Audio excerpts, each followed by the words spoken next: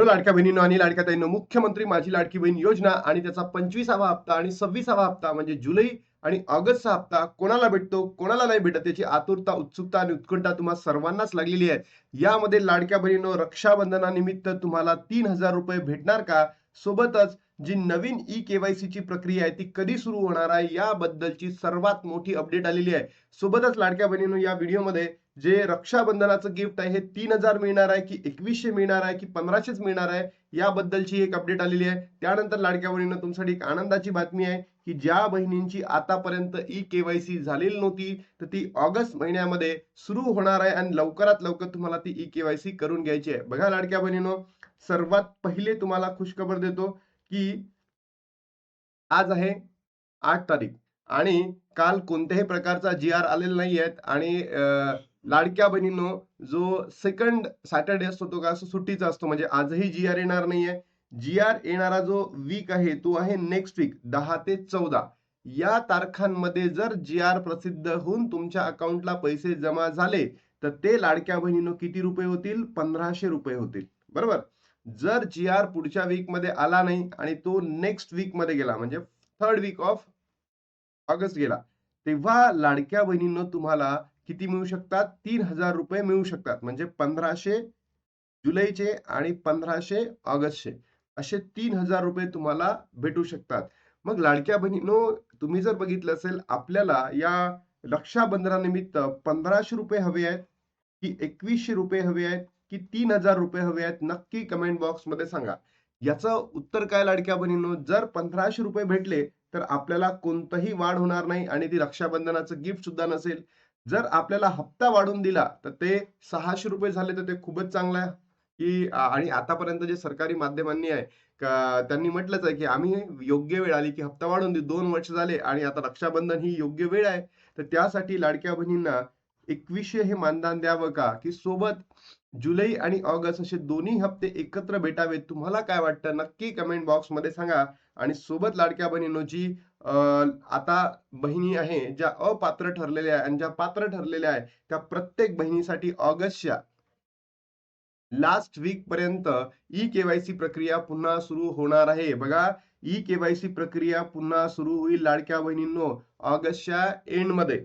त्यानंतर ई-केवायसी प्रक्रिया कशी करायची सगळी इन्फॉर्मेशन मी तुम्हाला देतोय, सगळं सांगतोय आणि लवकरात लवकर तुमच्या जवळ जे कागदपत्र आहे ना ते तयार ठेवा. अन्यथा लाडक्या बहिणींनो जेव्हा ई-केवायसी येईल आणि जेव्हा आल्यानंतर तुम्ही जर मागे पुढे गेलात तर तुमची यावेळेसही ई-केवायसी होणार नाही आणि लगेचच तुमचा त्या ठिकाणी काय होऊ शकतो? लाभ बंद होऊ शकतो. म्हणून तुम्हाला सांगतोय की ई-केवायसी प्रक्रिया कशी होणार आहे आणि त्याच्यासाठी कोणते डॉक्युमेंट्स लागणार आहे सगळं आणलेलं आहे. बघा आधार कार्ड पाहिजे आहे, पॅन कार्ड पाहिजे आहे, पॅन कार्ड नसलं तरी चालेल, पासबुक पाहिजे आहे, रेशन कार्ड पाहिजे आणि तुमच्याकडे तुमचा मोबाईल नंबर पाहिजे आणि हा मोबाईल नंबर तुमच्या बँक पासबुकशी काय पाहिजे? लिंक पाहिजे. त्याला आपण काय म्हणतो? बँक सीडिंग म्हणतो.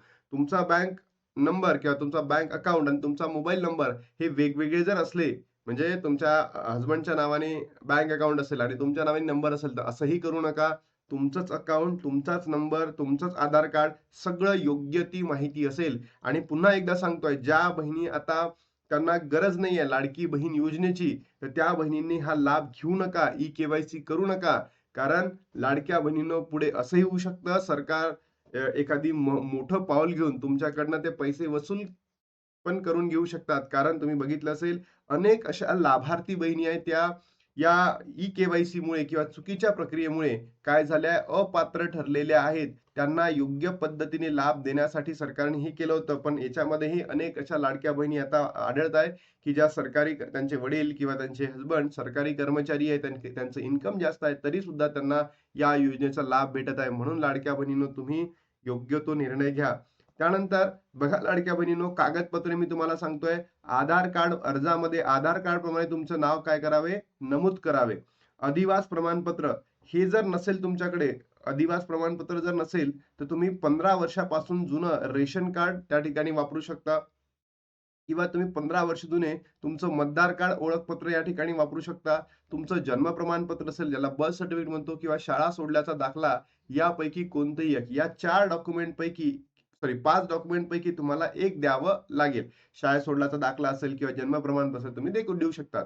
महिलेचा जन्म परराज्यातील असल्यास म्हणजे एखादी महिला आहे ती दुसऱ्या राज्यामध्ये जन्माला आली पण आता महाराष्ट्राची रहिवासी आहे, तर 15 वर्षापासूनचे रेशन कार्ड, 15 वर्षापासूनचे प्रमाणपत्र, जन्म प्रमाणपत्र, शाळा सोडल्याचा दाखला आणि अधिवास यापैकी कोणतंही एक चालेल. म्हणजे वरती तुम्ही जर महिला असाल महाराष्ट्राच्या किंवा बाहेरच्या, तर तुम्हाला हे 5 डॉक्युमेंटपैकी कोणतंही एक डॉक्युमेंट लागेल. वार्षिक उत्पन्न 2.5 लाखापेक्षा कमी असणे, म्हणजे तुमच्याकडे जर पिवळी किंवा केशरी शिधापत्रिका असेल, तर तुम्हाला इन्कम सर्टिफिकेटची गरज नाही. पण तुमच्याकडे व्हाईट काय असेल शिधापत्रिका, तर तुम्हाला कशाची गरज आहे लाडक्या बहिणींनो, 2.5 लाखापर्यंतचं तुमचं इन्कम सर्टिफिकेट.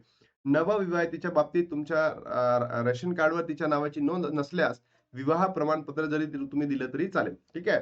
बँक खाते तपशील म्हणजे तुमचंच नाव आणि तुमचीच नंबर हा लिंक पण पाहिजे आणि तुमच्याच नावाचं बँक अकाउंट पण पाहिजे. आणि खाली येईल लाभार्थी महिलांचं हमीपत्र. मग हे आता कसं करायचं आहे, हे लाडक्या बहिणीनो एक तर ऑनलाईन प्रोसेस होईल किंवा ऑफलाईन प्रोसेस होईल. ठीक आहे. ऑफलाईन जर झाली तर ते तुम्हाला नगरसेविका असेल, तुम्हाला आशाबाई असेल, तुम्हाला आपल्या ग्रामपंचायतीमध्ये असतात ते अंगणवाडी सेविका यांच्याकडे जाऊन तुमचे अर्ज सबमिट करायचे आहेत. पण लाडक्या बहिणींनो यांच्याकडे जाण्यापेक्षा माझं एवढंच म्हणणं आहे, की तुम्ही होत असेल तितकी ती प्रोसेस ऑनलाईन करा. म्हणजे ऑनलाईन जर केलं तर सरकारकडे डायरेक्टली डाटा अवेलेबल होतं. हे कसं आहे इकडे या अंगणवाडी सेविकांनी तुमचा डाटा वरती पाठवला, नाही पाठवला, तुमचे मतभेद झाले, पैसे घेतले तर ते आगाऊच होऊ शकतं. म्हणून मला असं म्हणायचं आहे, की ही जी मॅक्सिमम प्रोसेस आहे ना, तुम्ही लाडक्या बहिणींनो ई-के-वाय-सीची ऑनलाईन पद्धतीनेच करा. बरोबर? आणि आता सर्वात महत्त्वाचा मुद्दा आहे, की आपल्याला ₹1500 भेटणार आहे, 2100 भेटणार आहे, की 3000 आहे? तर लाडक्या बहिणींनो तुम्ही कमेंट बॉक्समध्ये सांगा, तुम्हाला हप्ता वाढून पाहिजे आहे, 2 हप्त्याचे पैसे एकत्र पाहिजे आहे, की ₹1500 पाहिजे? तर नक्की कमेंट बॉक्समध्ये सांगा. आता मी तुम्हाला सांगतोय बघा, 15 ऑगस्ट पर्यंत जर हप्ता वितरण झाला, तर तो लाडक्या बहिणींनो फक्त ₹1500 असेल. समजा त्यानंतर जर वितरण सरकारला करायचं आहे 15 ऑगस्ट नंतर, तर सरकारने एक तर 2100 द्यावे किंवा 3000 द्यावे. 3000 कसे? तर 3000 म्हणजे जुलै आणि ऑगस्टचा हप्ता. ठीक आहे. असे 2 हप्त्याचे पैसे एकत्र लाडक्या बहिणींच्या अकाउंटमध्ये जमा करावे आणि सरकारने जे प्रॉमिस केलं होतं, की येणाऱ्या कालावधीमध्ये आम्ही लाडक्या बहिणींचं काय करून देतो, हप्ता वितरण वाढवून देतो. तर मला असं वाटत नाही लाडक्या बहिणींनो, की सरकार 2100 वर डायरेक्टच म्हणजे 1500 वरून डायरेक्ट ₹2100 हप्ता वाढवेल. तर मला याची तर शक्यता वाटत नाही. पण मला याची शक्यता वाटते, की रक्षाबंधनानिमित्त लाडक्या बहिणींना जुलै आणि ऑगस्टचा हप्ता दिला जाईल. कारण की रक्षाबंधन आहे 28 तारखेला आलेला आहे आणि ज्या महिन्याचा लाभ त्या महिन्यामध्ये सरकार पहिले तर देतच होतं. मग आताही असं होऊ शकतं, की दोन्ही महिन्याचा जो लाभ आहे एकत्र लाडक्या बहिणींना मिळू शकतात. तुम्हाला काय वाटतं नक्की कमेंट बॉक्समध्ये सांगा. बघा वाटप तारीख आली मी तुम्हाला सांगतो 28 तारीख. लाडक्या बहिणींनो तुमच्या अकाउंटमध्ये पैसे जमा होणार म्हणजे होणार 28 तारखेपर्यंत. त्यानंतर 1500 पाहिजे तुम्हाला, 2100 पाहिजे की 3000 पाहिजे नक्की कमेंट बॉक्समध्ये सांगा. है ना? आता लाडक्या बहिणी इथे थांबतो आणि भेटतो तुम्हाला नवीन व्हिडिओमध्ये. तोपर्यंत बाय बाय.